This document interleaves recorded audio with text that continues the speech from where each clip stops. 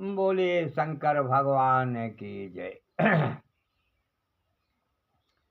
तुमेव माता च पिता तुमेव, तुमेव बंधु च सखा तुमेव, और तुमेव विद्या द्रविणं तुमेव, तुमेव सर्वं मम देव देव।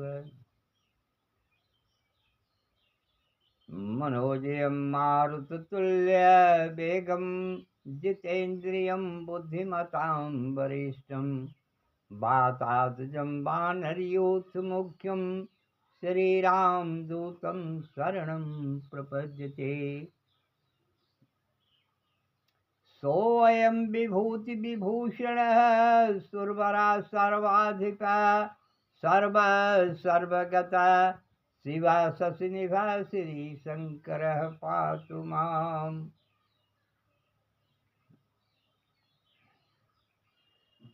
आज हम सब बाबा भोलेनाथ और माता पार्वती के विषय में, भक्तों के विषय में, भक्त संबंधी चर्चा करेंगे। और यहाँ पर आज कैलाश पर्वत पर भगवान भोलेनाथ और माता पार्वती दोनों बैठे हुए हैं और बैठ करके आपस में विचार कर रहे हैं। तो माता पार्वती ने कहा कि हे प्रभु, चलिए आज थोड़ा सा भ्रमण कर लिया जाए, घूम लिया जाए। तो भगवान भोलेनाथ बोले कि घूमने के लिए कहाँ चला जाए।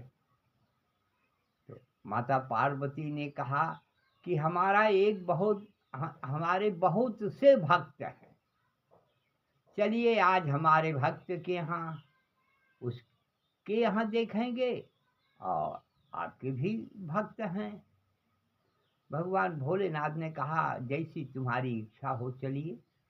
तो माता पार्वती और भोलेनाथ दोनों अपना रूप बदल दिए। रूप बदल करके और कैलाश पर्वत से ये लोग निकले, दोनों निकले। और उसमें माता पार्वती ने कहा कि प्रभु देखिए, हमारा भक्त बड़ा निकलता है कि आपका भक्त। कहें ठीक है, चलिए देखा जाएगा। हाँ, आगे जाते जाते कुछ दूर निकल गए ये लोग, और इसके बाद एक बहुत बड़ा राजा था।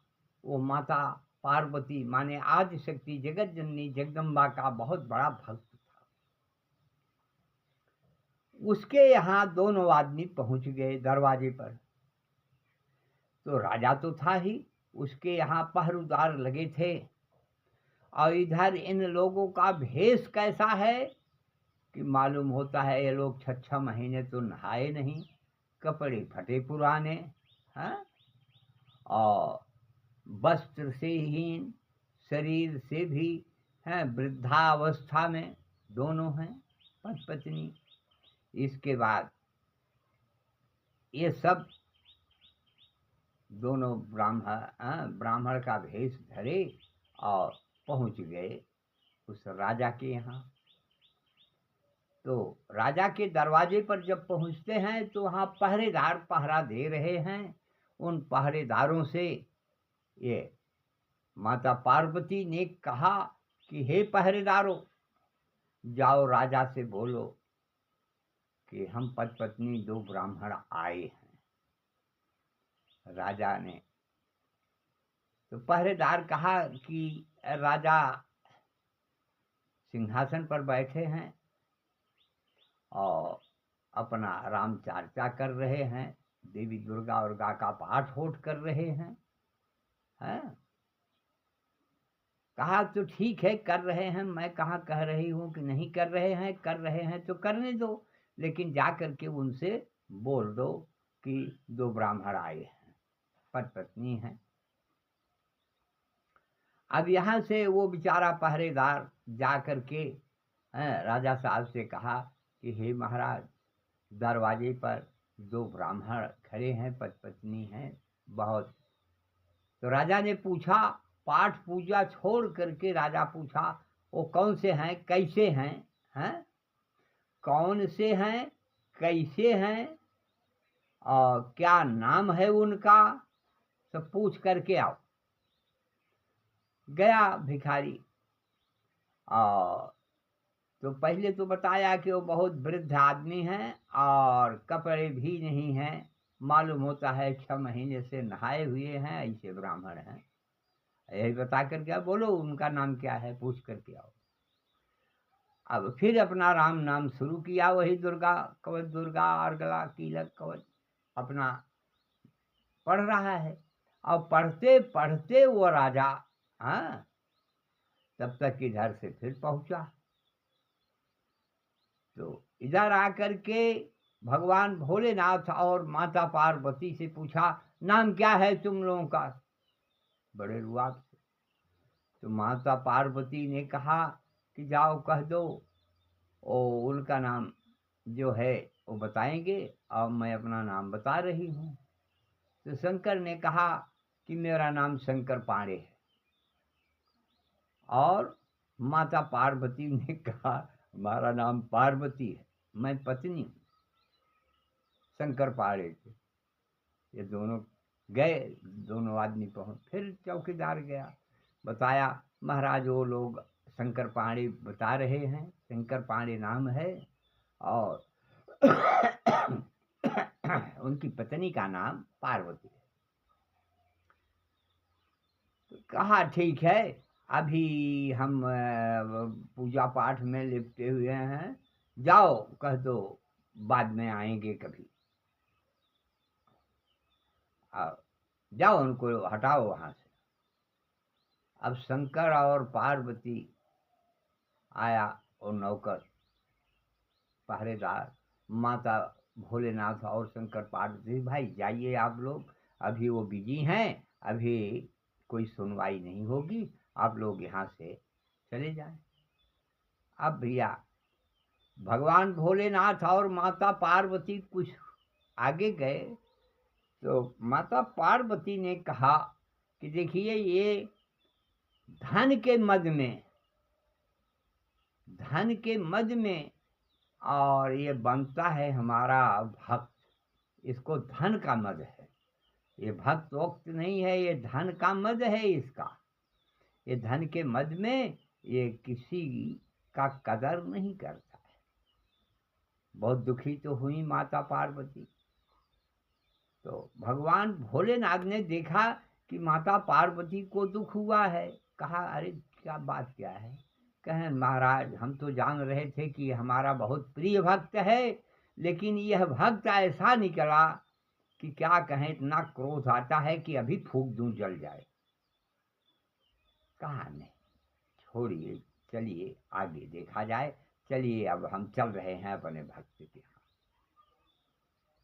अब वहां से चलते चलते माता पार्वती और भोलेनाथ घूमते फिरते, एक जंगल में एक ब्राह्मण और ब्राह्मणी दोनों रहते थे, कुटिया डाल करके छप्पर ऊपर छा करके अपना उसी में बिताते थे।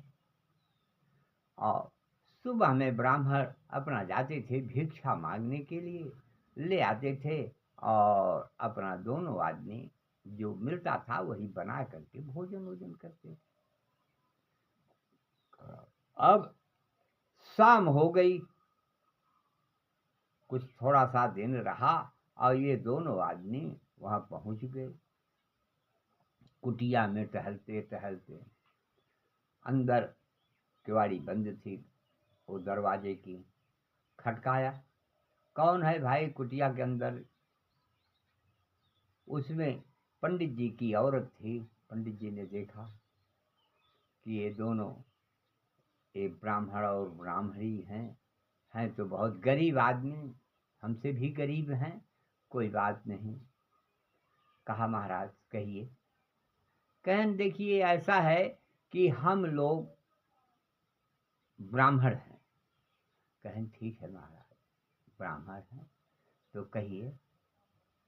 तो कहा कि ऐसा है कि हम लोग एक तो शाम हो गई है तो हम जंगल में जाएं कहाँ, और दूसरी बात ये कि भूख भी लगी हुई है, प्यास लगी है, और बैठेंगे कहाँ, रात में जाएंगे कहाँ, सब परेशानी है। तो सोच रहे हैं कि रात यहीं बिता लेंगे। हाँ, कुछ प्रसाद वरसाद भी मिल जाएगा तो अपना पानी वानी पी करके सो जाएंगे, रात बिताएंगे यहीं। भोलेनाथ ने ऐसे कहा। तो ब्राह्मणी बोली कि कोई बात नहीं महाराज जी, आइए। तो कुटिया में है क्या, चटाई है। उसी चटाई पर पंडित और पंडिताइन दोनों अपना सोते थे। वो चटाई ले आया, बिछा दिया, और बिछाने के बाद बैठी और पंडित से अपना बातचीत कर रही हैं।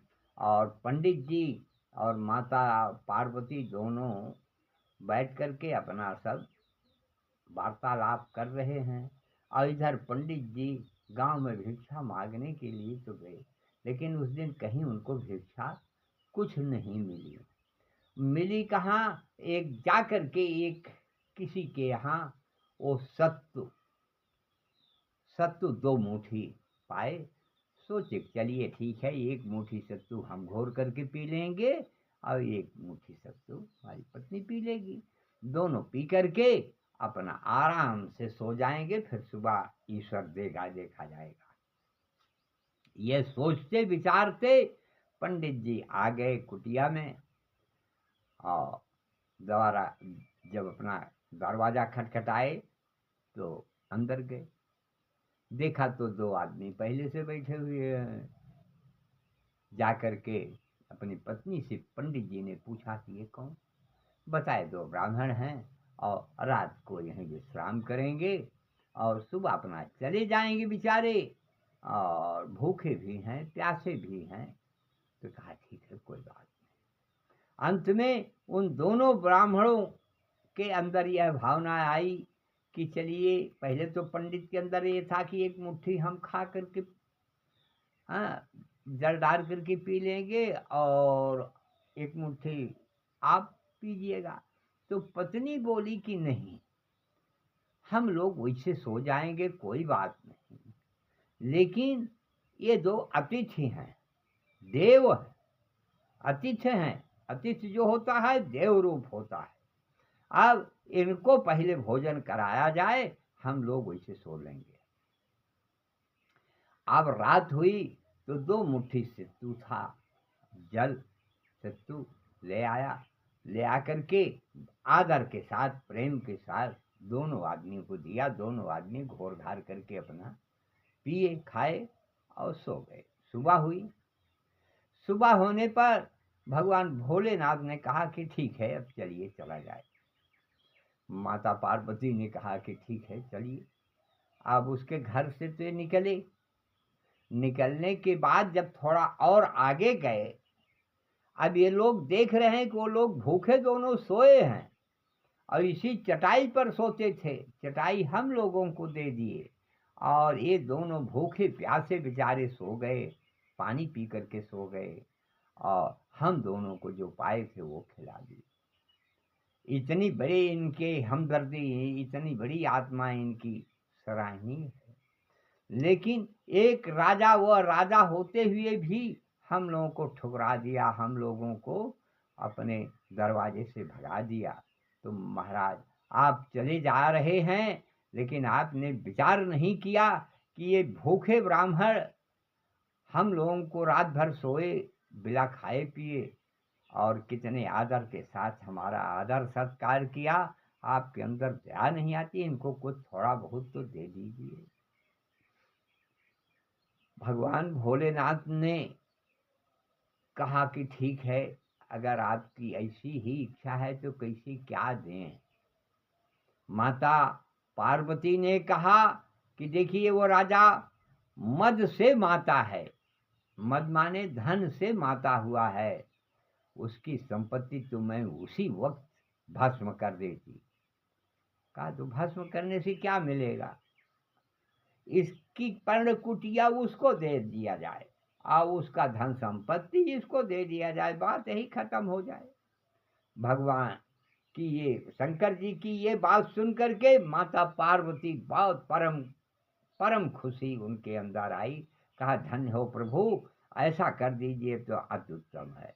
ऐसा करने के लिए भगवान भोलेनाथ ने तुरंत उसका जो था महल अटारी सब पंडित के पास हो गया और उनके पास राजा के पास उसकी एक झोपड़ी रह गई। इसलिए अतिथि की सेवा करने पर यह है किस रूप में भगवान मिल जाएं कोई भरोसा नहीं है। इनका अनेकों रूप है, अनेकों माया है। और इसलिए भगवान एक अतिथि जो होता है वो भगवान के समान होता है। अतिथि की सेवा कर देना ये भगवान की सेवा के बराबर होता है। बोले शंकर भगवान की जय। दे करके भगवान भोलेनाथ और माता पार्वती घूमते घूमते आ गए कैलाश पर्वत पर। तो इसलिए भगवान माता सती ने कहा कि हे प्रभु, आपके भक्त महान होते हैं। अपने मुख से भगवान भोलेनाथ के भक्त की प्रशंसा माता पार्वती ने किया है। बोले शंकर भगवान की जय। बोले हनुमंत लाल की जय। कथा विसर्जन होत है सुनहु वीर हनुमान, और जो प्रभु जहाँ से आए तहाँ का करो पयान। बोलो सियावर रामचंद्र की जय। बोलिए हनुमंत लाल की जय। बोलिए सच्चिदानंद महाराज की जय। ओम नमस्तुभ्यम ओम शिवाय नमस्तुभ्यम ओम शिवाय नमस्तुभ्यम ओम शिवाय नमस्तुभ्यम ओम शिवाय नमस्तुभ्यम ओम शिवाय नमस्तुभ्यम। ओम नमः शिवाय ओम नमः शिवाय ओम नमः शिवाय। बोलिए हर हर महादेव की जय। बोलिए शंकर भगवान की जय। बोलिए सच्चिदानंद महाराज की जय।